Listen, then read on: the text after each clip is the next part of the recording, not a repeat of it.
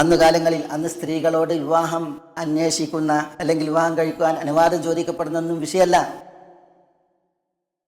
അതിന്റെ ഉദാഹരണങ്ങൾ നമ്മൾ വായിക്കും.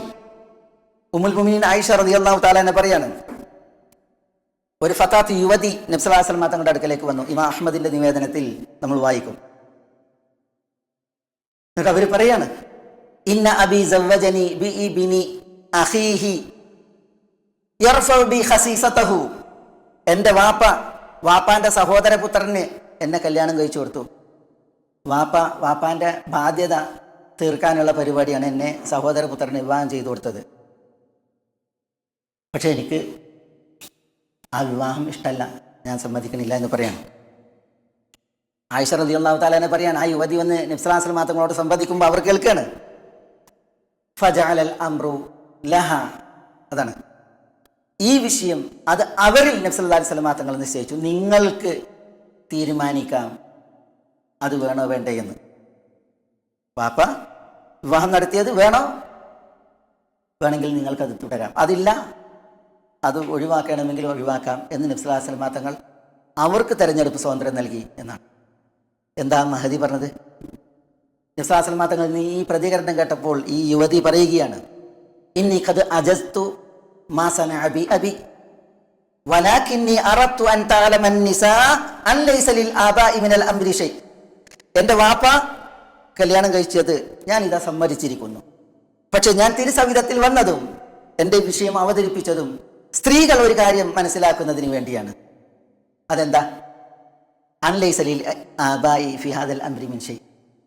കുട്ടികളെ താൻ ഉദ്ദേശിക്കുന്ന വിധം കെട്ടിച്ചു വിടാൻ ഒരു പിതാവിനും യാതൊരു അവകാശവുമില്ല എന്നുള്ളത് സ്ത്രീകൾ മനസ്സിലാക്കാനാണ് ഞാൻ എൻ്റെ വിഷയം വന്ന് തിരുസവിധത്തിൽ അവതരിപ്പിച്ചത്. ഇപ്പം എന്നെ വാപ്പ വിവാഹം കഴിച്ചത് ഞാനിതാ സമ്മതിച്ചിരിക്കുന്നു എന്ന് പറയണ്ടായി.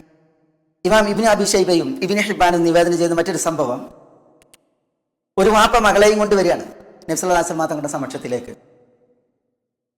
എന്നിട്ട് വാപ്പ പറയാണ്, യാ റസൂലല്ലാഹ് ഹാദിഹി ബിൻതി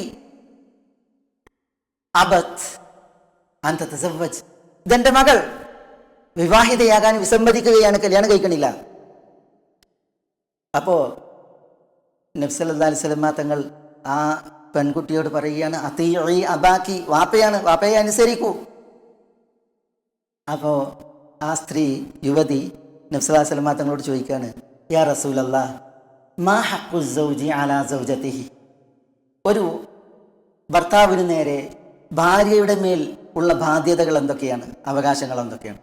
അപ്പോൾ നബി സല്ലല്ലാഹു അലൈഹി വസല്ലം തങ്ങൾ ബാധ്യതകളെ പറഞ്ഞു കൊടുത്തു. ആ ബാധ്യതകളുടെ ഒരു ഉദാഹരണത്തിലൂടെ, ഒരു ഭർത്താവിൻ്റെ ശരീരത്തിൽ വ്രണം വീണ് അതിൽ നിന്ന് നിണമൊലിച്ചാൽ അത് നക്കിയെടുക്കാൻ പണിപ്പെടേണ്ടി വന്നാൽ, അങ്ങനെ ആയാൽ പോലും ഒരു ഭർത്താവിനുള്ള അവകാശം ഒരു സ്ത്രീ വീട്ടിയവളാകില്ല എന്ന രീതിയിൽ നബി സല്ലല്ലാഹു അലൈഹി വസല്ലം തങ്ങൾ ഈ അവകാശങ്ങളെക്കുറിച്ച് പറഞ്ഞു കൊടുത്തു. അവിടെ ഈ പെൺകുട്ടി നബി സല്ലല്ലാഹു അലൈഹി വസല്ലം തങ്ങളോട് പറഞ്ഞത് എന്താണെന്നറിയോ? വല്ലദീ ബഅസക ബിൽ ഹഖ് ലാ അതസവ്വജു അബദൻ എന്നാണ്. പ്രവാചകരെ, നിങ്ങളെ സത്യവുമായി നിയോഗിച്ച അള്ളാഹുവാണ് സത്യം, ഞാൻ ഒരിക്കലും വിവാഹിതയാകാനില്ല എന്നാണ്. എന്താ നബി സല്ലല്ലാഹു അലൈഹി വസല്ലം തങ്ങൾ അവരോട് പറഞ്ഞറിയോ? അവിടെ കൂടിയവരോട് പറഞ്ഞത്, ഈ പിതാവിനോട് പറഞ്ഞത്, ലാ തുൻകിഹൂഹുന്ന ഇല്ലാ ബിഇദ്നിഹിൻ. ലാ തുൻകിഹൂഹുൻ, ഈ പെൺമക്കളെ നിങ്ങൾ വിവാഹം കഴിച്ചു വിടരുത്, ഇല്ലാ ബിഇദ്നിഹിൻ, അവരുടെ സമ്മതം കൂടാതെ. അല്ലേ? അങ്ങനെയാണ് ആ മഹദി പിതാവിനോടൊപ്പം അവിടം വിട്ട് പിരിയുകയുണ്ടായത് എന്നാണ്. ഇതുപോലത്തെ ഉദാഹരണങ്ങൾ. ഖൻസ ബിന്ത് ഖിദാം അൽ അൻസാരിയ എന്ന് പറയുന്ന മഹദി, ഖൻസ ബിന്ത് ഖിദാം അൽ അൻസാരിയ എന്ന മഹദിയെ കുറിച്ച് യസീദ് ബിൻ ജാരിയയുടെ 2 മക്കൾ മുജമ്മഉം അബ്ദുറഹ്മാനും പറയുന്ന ഒരു സംഭവമുണ്ട്. അത് ഇമാം ബുഖാരി നിവേദനം ചെയ്യുന്നുണ്ട്. അതിലെന്താ, ഈ ഖൻസ ബിന്ത് ഖിദാം അൽ അൻസാരിയയെ വാപ്പ വിവാഹം കഴിച്ചു വിട്ടു. ഫകരിഹത്ത് ദാലിക, ആ വിവാഹം ഈ മഹദി ഖൻസ ഒരിക്കലും ഇഷ്ടപ്പെട്ടില്ല. അങ്ങനെ ഫഅതത് ഇല നബി സല്ലല്ലാഹു അലൈഹി വസല്ലം, റസൂൽ സല്ലല്ലാഹു അലൈഹി വസല്ലം തങ്ങളുടെ അടുക്കലേക്ക് ഈ മഹദി സങ്കടവുമായി വന്നു. വാപ്പ എൻ്റെ ഇഷ്ടമല്ലാതെയാണ് എന്നെ കെട്ടിച്ചത്. എന്താ നബി സല്ലല്ലാഹു അലൈഹി വസല്ലം തങ്ങളെ കുറിച്ച് പറയുന്നത് ചരിത്രം? എന്താ അബ്ദുറഹ്മാൻ മുജമ്മം പറയുന്നറിയോ? ഫറദ്ദ നികാഹഹ, റസൂൽ സല്ലല്ലാഹു അലൈഹി വസല്ലം തങ്ങൾ അവരുടെ ആ നിക്കാഹിനെ അലസിപ്പിക്കേണ്ടായി. അത് കൂട്ടാക്കിയില്ല നബി സല്ലല്ലാഹു അലൈഹി വസല്ലം തങ്ങൾ.